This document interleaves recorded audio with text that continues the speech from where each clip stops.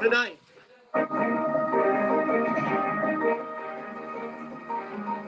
the Philippines makes wearing a face mask in public transport optional. Egay strengthens into severe tropical storm. The MMDA says number coding scheme suspended on July 24. House eyes approval of 2024 national budget before October break.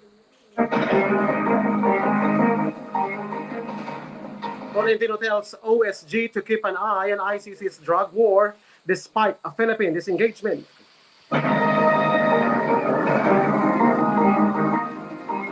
No appeals pending. Marcos refuses to cooperate with the ICC on drug war probe.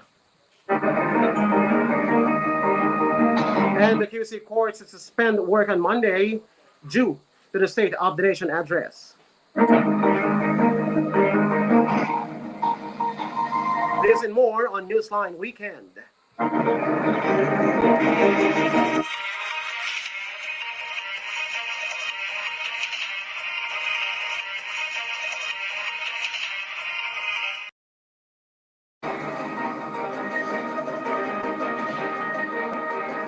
Good evening, I'm Raymond Kaibigan with stories making headlines tonight on Newsline Weekend. For those of you watching on Facebook and YouTube, glad you could join us.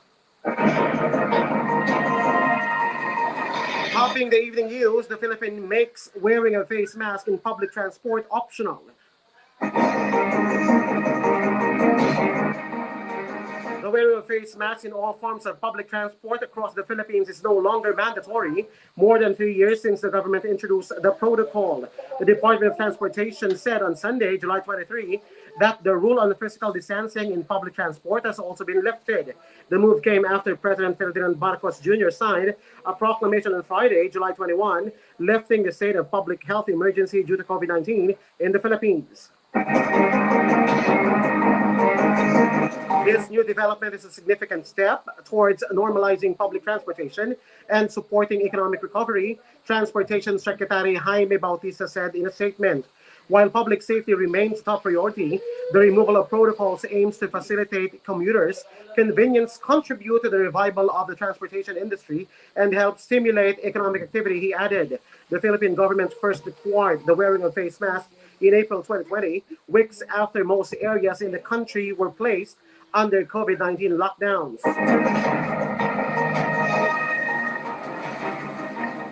In September 2022, the outdoor wearing of face masks became optional. A month later, the rule on indoor wearing of face masks was also lifted. But before the DOTR's latest pronouncements on Sunday, commuters were still required to don a face mask when aboard public utility vehicles. As of Sunday, July 22, there are 5,199 active coronavirus cases in the Philippines based on the online tracker of the Department of Health. Overall, the country has logged 4,170,000 coronavirus cases, including 66,542 deaths.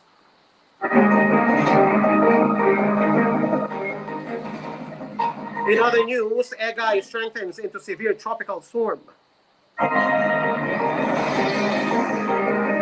Egay strengthened into a severe tropical storm, and further intensification into typhoon is seen within 24 hours, the State Weather Bureau said today, Sunday. In its 11 a.m. bulletin, the Philippine Atmospheric, Geophysical, and Astronomical Services Administration, or PAGASA, said Egay may also become a super typhoon on Tuesday. PAGASA has not traced storm signals yet, but the agency said this could be hoisted over some areas in Bicol region and the eastern Visayas on Sunday. Current forecast scenario shows that the highest wind signal that may be hoisted will be wind signal number 3 or 4, potentially over extreme northern Luzon. It is said, however, should a southward shift in the track occur, higher wind signals may be hoisted. Egay was last spotted 610 kilometers east of Daet, Camarines Norte. It was packing maximum sustained winds of 95 kilometers per hour and gusts of up to 115 kilometers per hour. It turned in a western direction and slightly picked up speed from 10 kilometers per hour early Sunday morning to 15 kilometers per hour.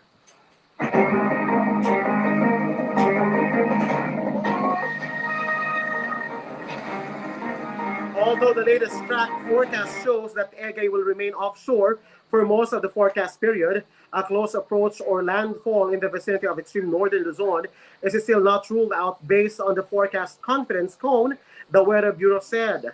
On the track forecast, Egay will be closest to extreme northern Luzon on Wednesday and make landfall over the coast or east coast of Taiwan on Thursday morning, it added.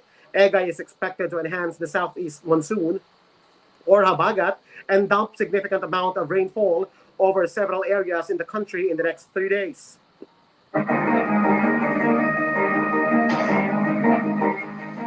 The trough of Egay is also seen to bring cloudy skies with scattered rain showers and thunderstorms over Bicol region, eastern Visayas, Surigao del Norte, Dinagat Islands, and the southern portion of Quezon on Sunday. Meanwhile, the southeast or southwest monsoon is expected to bring cloudy skies with scattered rain showers and thunderstorms over Occidental Mindoro, Romblon, Palawan, and the rest of Visayas.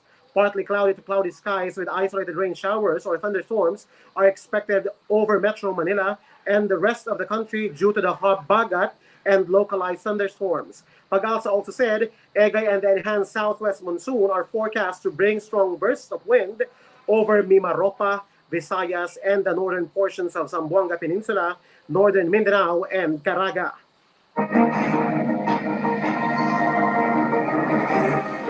The weather disturbance may cause heavy rainfall over Catanduanes, Camarines Norte, and the northern portion of Camarines Sur on Monday, the Bureau added. Pag-asa also raised a gale warning over several coastal waters along the eastern seaboards of southern Luzon, Visayas, and northeastern Mindanao.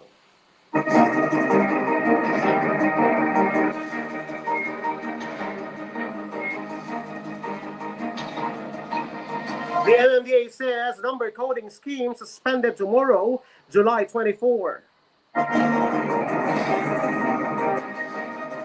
The Metropolitan Manila Development Authority or MMDA has announced that it will suspend the expanded number coding scheme on Monday, July 24. Suspendido ang pagpapatupad na expanded number coding scheme sa Lunes, Hulyo 24, 2023. Planuhin ang inyong biyahe sumunod sa batas trapiko at mag-ingat sa pagmamaneho, the MMDA announced Saturday.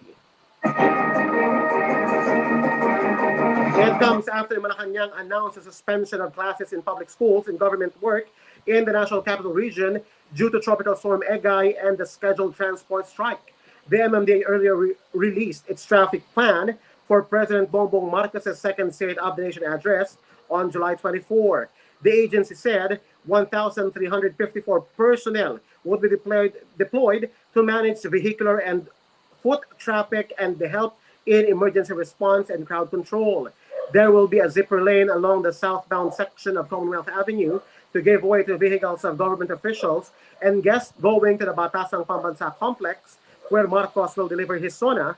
Meanwhile, motorists are also advised to take alternate routes to avoid the heavy traffic tomorrow.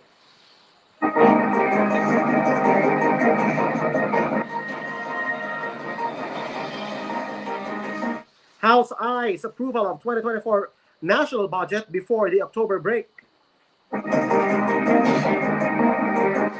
The House of Representatives aims to approve the proposed national budget for 2024 before Congress goes on break in October.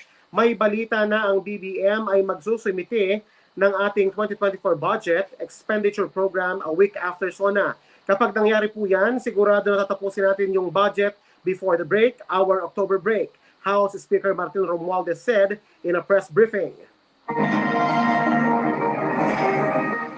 The President earlier approved the proposed 5.768 trillion peso budget for next year, which is a 9.5 increase from 2023's 5.268 trillion pesos. A Department of Budget and Management said it plans to submit the proposed national budget to Congress a few weeks after Marcos' second State of the Nation address tomorrow, July 24. Romualdez, a cousin of the President, said the lower chamber averages 5 weeks to work and deliberate on the national budget. He added that the swift passage of the proposed 2024 National Expenditure Program would allow Marcos to enact it by December. Bago magpasko, kaya nang ipirma yan. Para sa Enero, on day 1, release na yung budget, said Romualdez.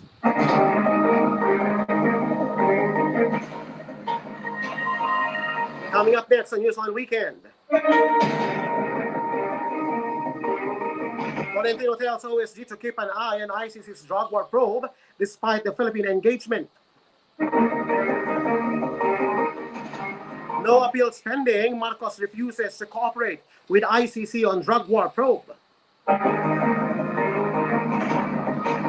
And QC courts to suspend work on Monday afternoon due to SONA. More news coming your way when Newsline Weekend returns. Keep it here on Radyo Natin to 103.5 News FM.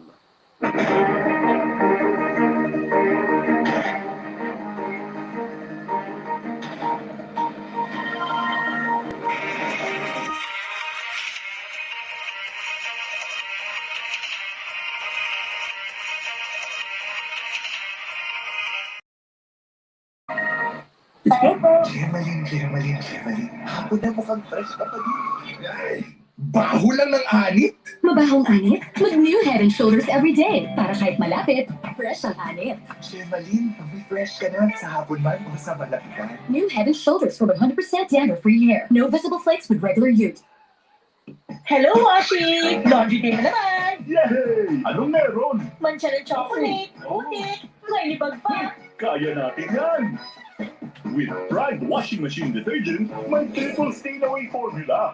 Tanggal ang makapit, madikit, at madubis na tunog-mancha. Kaya easy ang labada. Mula noon, hanggang ngayon. All you need is pride. All you need is pride. ACS. Guiding everyone. Iwan ang distraction. Magic ang guideline. Focus sa moments with fun. Sarap ng sama-samang magplato. Dala ng Coca-Cola. Tawanan at kwento. Walang maiiwan. Sa bonding. Buhos lang ang puso. Coca-Cola at galing. Guiding everyone. Everyday sa bahay, daming activities. Kaya breakfast pa lang, give them champion energy. Milo breakfast every day. Milo breakfast every day. Start your day with a balanced diet, healthy lifestyle, and an energized, nutritious breakfast with Milo. May winning combination of milk, champion energy nutrients, at chocolate sarap. Milo breakfast every day. Milo breakfast every day. Healthy jump, start your day. Milo every day. Dalawa, tatlo, Sinong mananalo? apat, lima, anim. Fix na natin. Vicks Vapor Rub. Bibigay ginhawa mula sa 6 na sintomas ng sipon. Wala siya. Mabuti ng pakiramdam. Vicks Vapor Rub is available in Pure Gold stores nationwide. Visit your nearest branch now. I-fix na natin. Mabuti ng pakiramdam. Cam4 Plus Menthol Plus Eucalyptus Oil is the generic name of Vicks Vapor Rub. If symptoms persist, consult your doctor. Ngayon, everything starts from the home. Stay at home, work from home, school from home. Buti na lang, lagi namin kasama ang sarap na at home sa aking pamilya. Gardenia. Dahil ang gardenia bread, laging masarap, mabango, malambot, masustansya, at freshly baked every day. Kaya kami mag-anak, ngayong stay at home, laging may gardenia sa bahay. Tara, let's bagets! Gardenia time! Gardenia, laging kasama.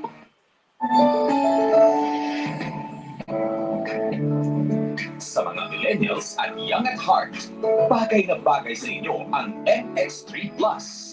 May CoQ10 at may L-carnitine. Sabayan pa ng workout at healthy diet. Kayang ma-achieve ang good health. Mag-MX3 Plus, araw-araw para M-Extraordinary. Mahalagang paalala, ang MX3 capsule ay hindi gamot at hindi dapat gamitin panggamot sa anumang uri ng sakit. Kapag kintab ng sahig ang pag-uusapan, dito na tayo sa number 1! Star Wax Floor Wax. Kintab ay to the max!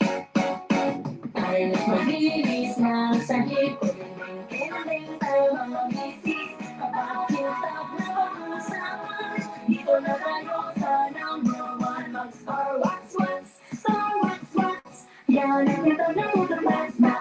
Star Wax ang number 1 floor wax. May waterproof formula. Usan mo ng tubig, malikita ang sahihan. Star Wax Wax, Star Wax Wax. Star Wax, di away ka. Star Wax ang number 1 kilo na tulang. Star Wax ang number 1 floor wax. Gawa ng ACS Manufacturing Corporation. ISO certified world-class quality. ACS. Shield Bath Soap. Galit sa sakit at may malasakit. Ang Shield Bath Soap ay recommended ng Philippine Nurses Association. Di biro maging nurse, dapat marunong sa sakit at marunong mag-alaga. Yun bang may malasakit? Kaya pagdating sa bags, hanap ko tulad ko, lalo't may pamilya ko. Shield Bath Soap. Galit ito sa sakit na dulot ang germs. May antibacterial na pareho lang sa leading brand. At may malasakit sa skin dahil may Shea Butter Moisturizer. May malasakit din sa budget dahil super affordable. Kaya naman recommended ito ng Philippine Nurses Association. Shield galit sa sakit, may malasakit. Shield Bath Soap, manufactured by ACS Manufacturing Corporation.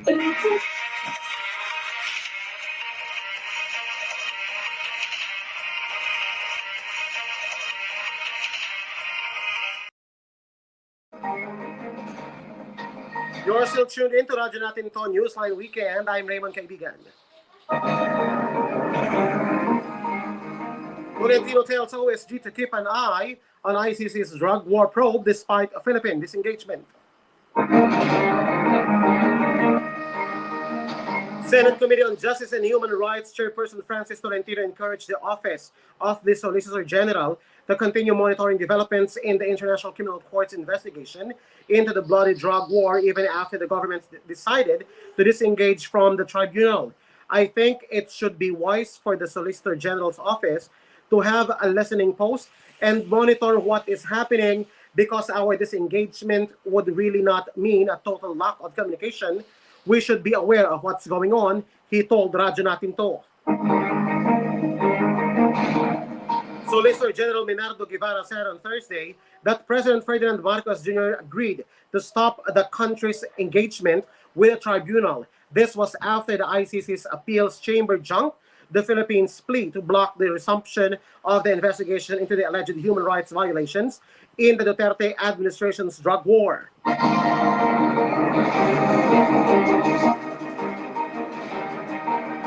Tolentino said he agrees with the decision made by the government, but monitoring developments in the ICC is still vital because the pretrial chamber can still quash a warrant of arrest, even if it were issued on the grounds of insufficiency of evidence. He also pointed out that issuing a warrant of arrest will still go through a long process, which could take months or years.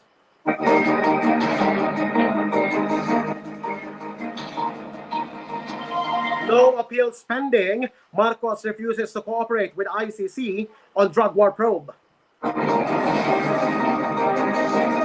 President Ferdinand Marcos Jr. is keeping his earlier stance to end dealings with the International Criminal Court's tribunal after the tribunal rejected the government's plea to block the resumption of the investigation into the Duterte administration's controversial drug war. Kagaya ng sinasabi namin mula simula, we will not cooperate with them in any way or form, Marcos said in an ambush interview in Zamboanga, Sibugay on Friday.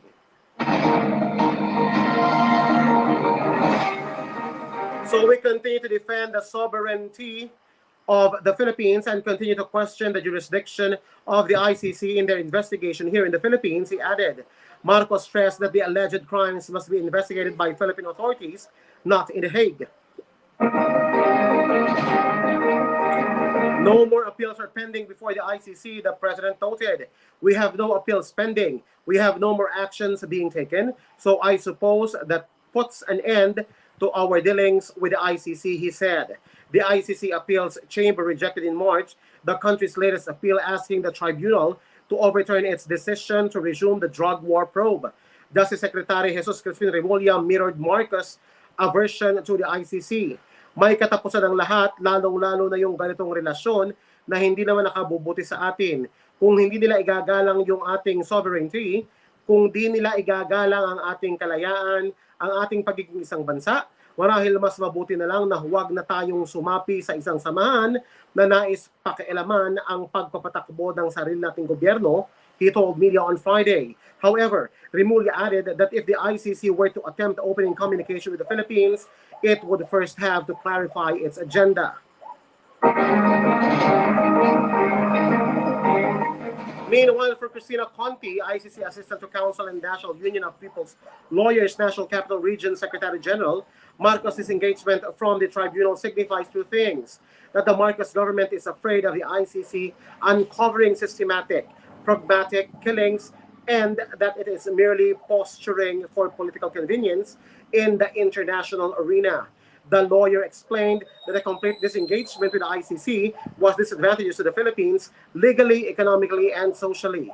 Ignoring the process of an international tribunal joined in by 123 states shows that we are not willing to comply with international obligations.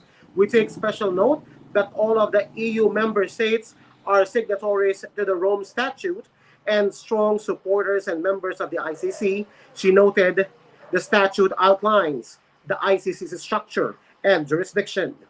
Among other factors, Marcos' decision doesn't inspire investor confidence and international support in the Philippines in the long run, things that his father had to contend before his ouster 50 years ago, Conti added.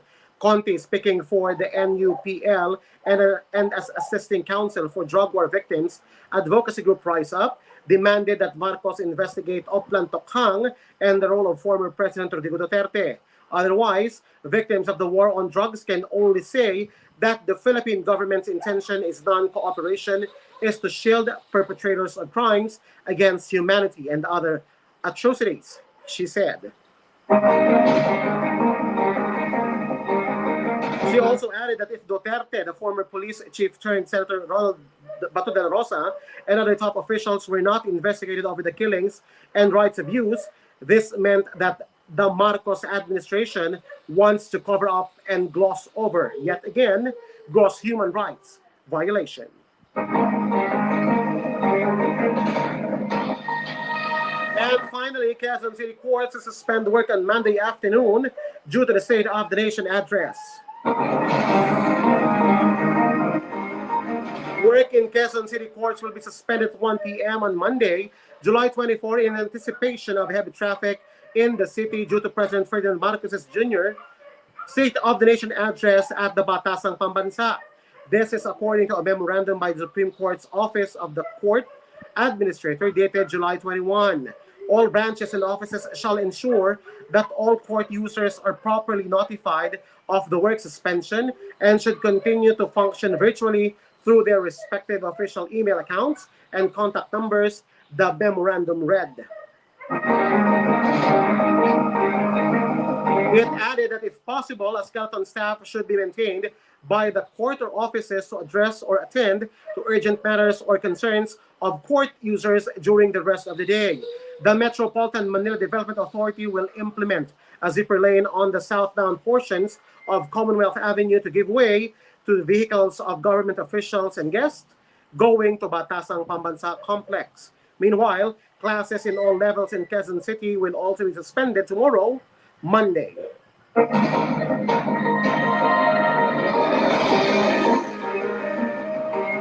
A quick roundup of tonight's headlines. Philippines makes wearing a face mask in public transport optional. Egay strengthens into severe tropical storm. The MMDA says number coding scheme suspended on Monday, July 24, due to SONA. The House of Representatives eyes approval of 2024 national budget before October break. Valentino tells OSG to keep an eye on ICC's drug war probe despite Philippine disengagement. No appeal spending. Marcos refuses to cooperate with ICC on drug war probe. And QC courts to suspend work on Monday afternoon due to SONA.